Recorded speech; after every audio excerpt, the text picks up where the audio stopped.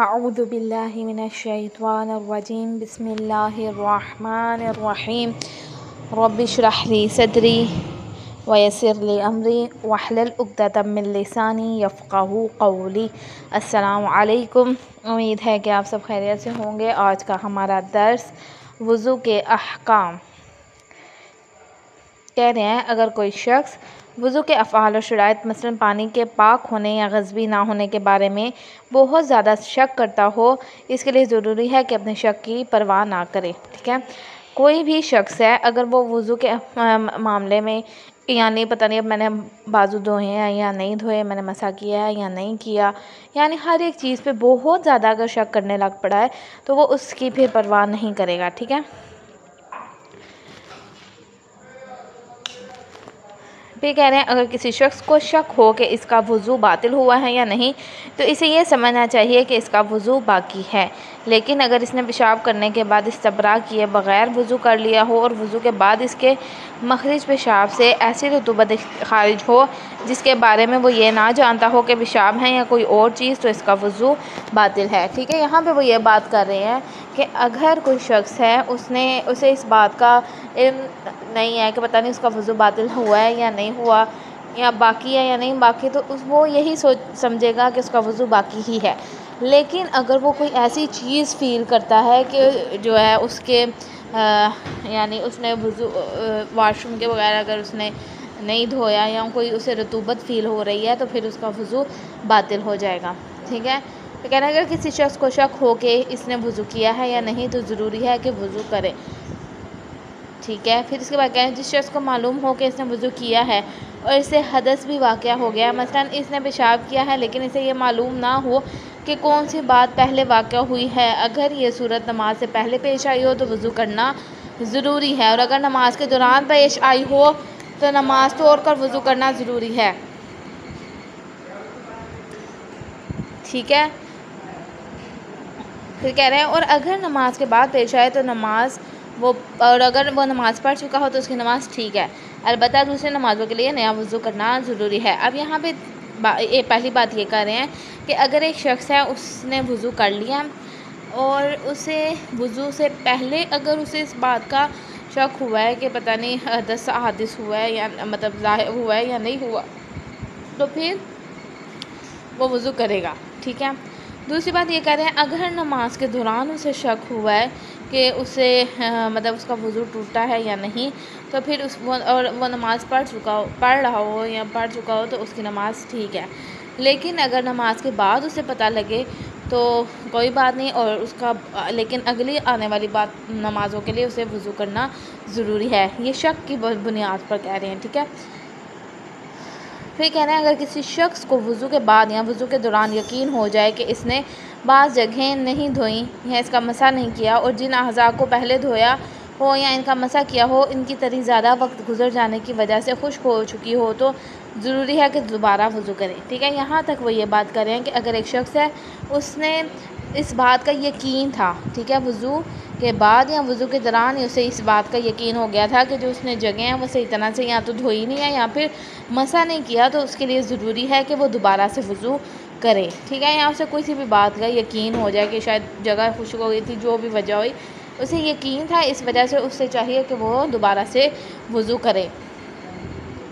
لیکن اگر وہ تری خشک نہ ہوئی ہو یا ہوا کی گرمی یا کسی اور ایسی وجہ سے خشک ہو گئی ہو تو ضروری ہے کہ جن جگہوں کے بارے میں بھول گیا ہو انہیں اور ان کے بعد آنے والی جگہوں کو دھوئے یا ان کا مسح کرے، اور اگر وضو کے دوران کسی عضو کے دھونے یا مسح کرنے کے بارے میں شک کرے تو اس حکم پر عمل کرنا ضروری ہے، ٹھیک ہے۔ یہاں پہ بھی وہ یہ بات کر رہے ہیں کہ اگر اس کی کوئی جو تری وغیرہ تھی وہ خشک نہیں ہوئی یا خشک ہو گئی تھی تو بھی اس کے بعد جتنے بھی اعضاء یا جو بھی ارکان باقی رہتے ہیں ان کو وہ مکمل کرے اور وضو پورا کرے، ٹھیک ہے۔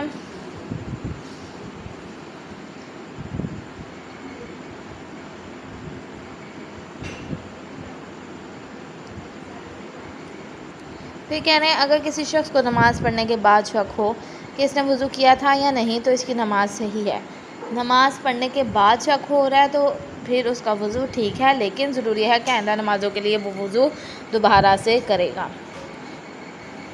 اگر کسی شخص کو نماز کے بعد پتہ چلے کہ اس کا وضو باطل ہو گیا تھا لیکن شک ہو کہ اس کا وضو نماز سے پہلے باطل ہوا تھا یا بعد میں، تو وہ نماز پڑھ چکا ہو تو اس کی نماز ٹھیک ہے، ٹھیک ہے۔ اگر کوئی شخص ایسے مرض میں مبتلا ہو کہ اسے پیشاب کے قطرے گرتے رہتے ہوں یا پخانہ روکنے پر قادر نہ ہو، تو اگر اسے یقین ہو کہ نماز کے اول وقت سے لے کر آخر وقت تک اسے اتنا وقفہ مل جائے گا کہ وضو کر کے نماز پڑھ سکے، تو ضروری ہے کہ اس وقفے کے دوران نماز پڑھ لے۔ اور اگر اسے صرف اتنی مہلت ملے کہ جو نماز کے واجبات ادا کرنے کے لیے کافی ہو، تو اس دوران نماز کے واجبات انجام دے، اور ضروری ہے کہ مستحبات مثلاً اذان، اقامت اور قنوت کو ترک کر دے۔ یہاں پہ وہ یہ بات کریں کہ جتنی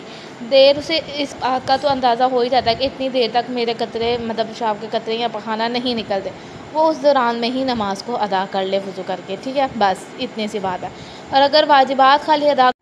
ٹھیک ہے، اس کے بعد کہہ رہے ہیں کہ اگر کسی شخص کو بیماری کی وجہ سے وضو کے نماز کا کچھ حصہ پڑھنے کی مہلت ملتی ہو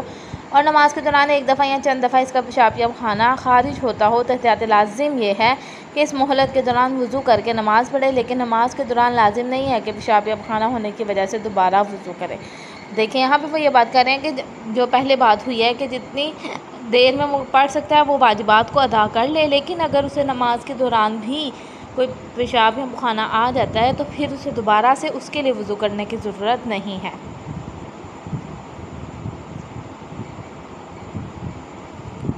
یہ کہہ رہے ہیں اگر کسی شخص کو پیشاب یا خانہ بار بار یوں آتا ہو کہ اسے وضو کر کے نماز کا کچھ حصہ پڑھنے کی بھی مہلت نہ ملتی ہو، تو اس کا ایک وضو چند نمازوں کے لیے بھی کافی ہے،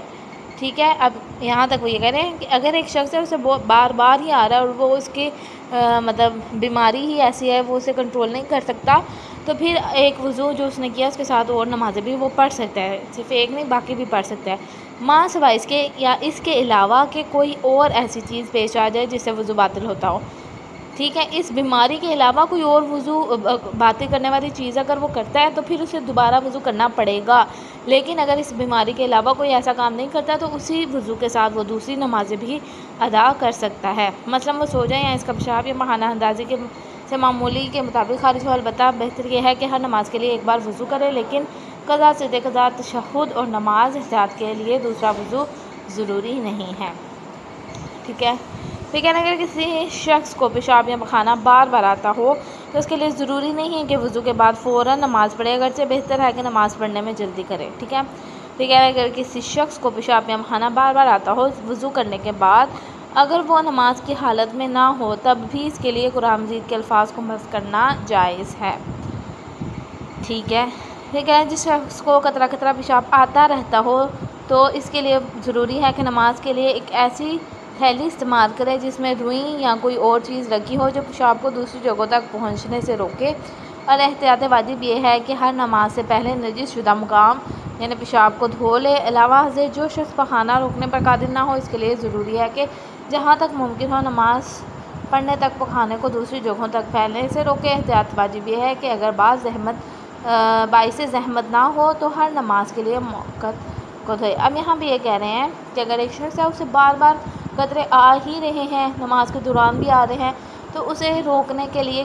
کوئی روئی وغیرہ کا استعمال کر لیں تاکہ وہ کسی دوسری جگہوں تک نہ پھیلے، ٹھیک ہے، وہاں تک محدود رہے۔ اسی طرح پخانے کا بھی اگر پخانہ اسے بار بار آ رہا ہے تب بھی اسے روکنے کے لیے کوئی اہتمام کرے تاکہ وہ دوسری جگہ تک نہ پہنچے، اور ہر نماز کے لیے وہ اس جگہ کو دھوئے، ٹھیک ہے، اور پخانے والی جگہ کو بھی دھوئے اور صاف ہو کر پھر اگلی نماز کو پڑھے۔ پھر کہہ رہے ہیں جو شخص پیشاب یا خانہ روکنے پر قادر نہ ہو تو جہاں تک ممکن ہو نماز میں پیشاب یا خانہ روکے، اور بہتر یہ ہے کہ اگر اس پر کچھ خرچ کرنا پڑے تو خرچ بھی کرے، بلکہ اس کا مرض آسانی سے دور ہو سکتا ہو تو بہتر ہے کہ اپنا علاج کروائے، ٹھیک ہے۔ پھر کہہ رہے ہیں جو شخص اپنا پیشاب یا خانہ روکنے پر قادر نہ ہو اس کے لیے صحت یاب ہونے کے بعد یہ ضروری نہیں کہ جو نمازیں اس نے مرض کی حالت میں اپنے فریضے کے مطابق پڑھی ہوں ان کی قضا کرے، لیکن اگر اس کا مرض نماز کے وقت کے دوران ہی دور ہو جائے تو احتیاط لازم کے نام پر ضروری ہے جو نماز اس وقت پڑھی ہو اسے دوبارہ پڑھے۔ اب یہاں بھی کہہ رہے ہیں کہ اگر ایک شخص ہے جو قدرت نہیں رکھتا کہ اپنے پیشاب یا خانے کو روک سکے، اس حالت میں جو اس کا وظیفہ تھا اس نے اس کے مطابق نماز ادا کی، تو ضروری نہیں ہے کہ اس کی جب وہ ٹھیک ہو جائے تو وہ نمازیں دوبارہ سے پڑھے، لیکن اگر نماز کے دوران ہی یا نماز کے بعد فوراً اس کی حالت ٹھیک ہو جاتی ہے، وہ طبیعت ٹھیک ہو جاتی ہے، تو جو نماز اس نے اس وقت میں پڑھی ہے اس کا دوبارہ پڑھنا ضروری ہے، ٹھیک ہے۔ پھر کہنا ہے اگر کسی شخص کو یہ عارضہ لاحق ہو کہ ریا روکنے پر قادر نہ ہو تو ضروری ہے کہ ان لوگوں کے فریضے کے مطابق عمل کرے جو پیشاب اور پخانہ روکنے پر قادر نہ ہوں۔ یعنی